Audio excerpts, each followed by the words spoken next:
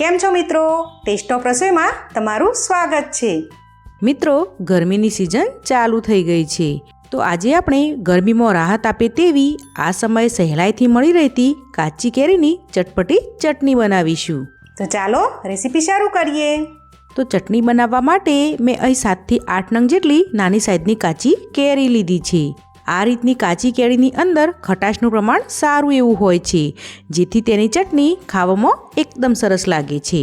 તો હવે સૌપ્રથમ આપણે આ બધી જ કેરીની છાલનો ભાગ દૂર કરી લઈશું અને સાથે સાથે તેમાં રહેલી ગુટલીનો ભાગ પણ દૂર કરી તેના ઝીણા ઝીણા પીસ કટ કરી લઈશું. અહીં મેં બધી જ કેરીના પીસ કટ કરી લીધા છે. તો હવે આજે આપણે આ કેરીને મિક્સર જારની અંદર પીસવાની છે. જો તમારી જોડે સમય હોય તો તમે ખલની અંદર પણ આ ચટણી તૈયાર કરી શકો છો, પરંતુ મિક્સર જારની અંદર એકદમ ફટાફટ આ ચટણી તૈયાર થઈ જાય છે. તો હવે આ ચટણી બનાવવાનું શરૂ કરીએ. તો સૌપ્રથમ આપણે જેટલી કેરી લીધી હોય તેટલો જ આપણે અહીં ગોળ લેવાનો છે, એટલે કે કેરીના પીસ અને ગોળનું માપ સપ્રમાણ લેવાનું છે. અહીં મેં ગોળના ઝીણા પીસ કટ કરીને લીધા છે, જેથી તે ઝડપથી ચટણીમાં ભળી જાય. અહીં તમને ચટણીમાં ગળપણનું પ્રમાણ જો ઓછું વધુ પસંદ હોય તો તે પ્રમાણે ગોળને ઓછો કે વધુ કરી શકો છો, પરંતુ આ ચટણી જો ખાટી મીઠી હશે તો ખાવામાં ખૂબ જ સરસ લાગશે. હવે સૌપ્રથમ આપણે એક મિક્સર જારની અંદર કેરીના બધા જ પીસને એડ કરી દઈશું અને સાથે 1 મોટી ચમચી જેટલું જીરું ઉમેરીશું. જીરાનો સ્વાદ ચટણીમાં ખૂબ જ સરસ લાગે છે, માટે તેને જરૂરથી એડ કરજો. હવે મિક્સર જારનું ઢાંકણ ઢાંકી ચટણીને આપણે દરદરી પીસી લેવાની છે.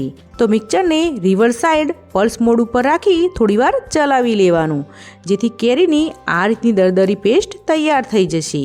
હવે ચટણીને થોડી તીખાશ તેમજ કલર આપવા માટે 1.5 ચમચી જેટલું કશ્મીરી લાલ મરચું પાવડર એડ કરશું અને સાથે અડધી ચમચી મીઠું, અડધી ચમચી સંચર પાવડર તેમજ 1/4 ટીસ્પૂન જેટલો ચાટ મસાલો એડ કરી દઈશું.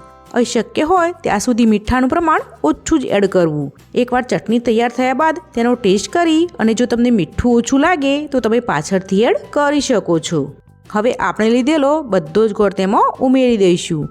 હવે મિક્સર જારનું ઢાંકણ ઢાંકી બધી જ વસ્તુને એકદમ સારી રીતે પીસીને તેની થોડી દરદરી એવી પેસ્ટ તૈયાર કરી લઈશું. તમે જોઈ શકો છો કે બધી જ વસ્તુ એકદમ સારી રીતે પીસાઈને આપણી દરદરી પેસ્ટ તૈયાર થઈ ગઈ છે. તો જોઈને જ મોઢામાં પાણી આવી જાય તેવી આપણી ચટપટી ચટણી તૈયાર છે. આ ચટણીને આપણે કોઈપણ કાચના વાસણમાં એડ કરી લઈશું, જેથી લાંબો સમય સુધી તે સારી રહે. અહીં આપણે આ ચટણીની એકદમ સ્મૂથ પેસ્ટ તૈયાર નથી કરવાની, એ વાતનું અહીં ખાસ ધ્યાન રાખવું.